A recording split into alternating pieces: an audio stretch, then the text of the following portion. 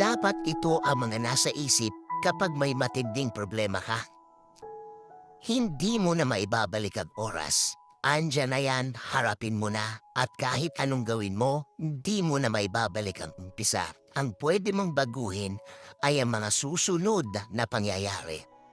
At ang ending. Gawing desisyon na maging positibo kahit na negatibo ang sitwasyon ngayon. Kasi panalo ka dito. Kapag may natutunan ka at may na-discover ka na kailangan mo talagang ma-discover at matutunan, hindi ka talo dyan. In fact, advantage mo yan. Akala mo lang, problema yan.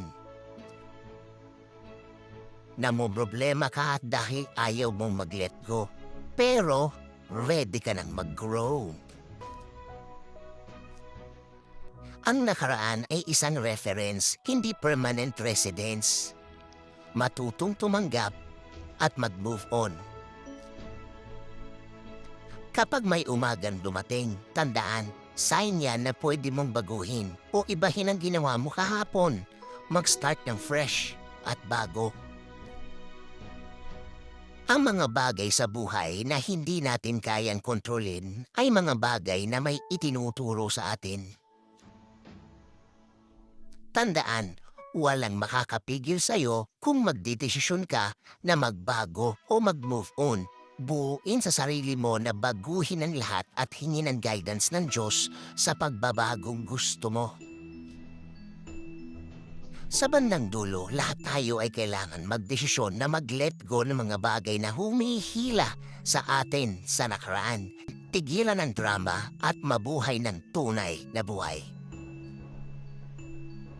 Alam mo, magugustuhan mo ang tunog ng mga paa mo na lumalakad palayo sa mga tao na ayaw sa'yo at mga sitwasyong dapat mo nang layuan. Huwag mong pahirapan ang sarili mo o huwag mong parusahan ang sarili mo dahil sa pagkakamali ng iba. Taon na rin ang binilan niyan. Tigilan mo na. Kung inilagay ng Diyos ang pangarap na yan sa puso mo at nakikita-kita mo na, tandaan kapag Diyos ang nagplano, walang sino man sa mundo ang kayang humarang sa plano niya. Kung gusto mong lumipad, magtanggal ng pabigat sa buhay mo. Sabi niya sa Proverbs 3:5-6, "Trust in the Lord with all your heart and lean not on your own understanding. In all your ways, submit to Him, and He will make your paths straight."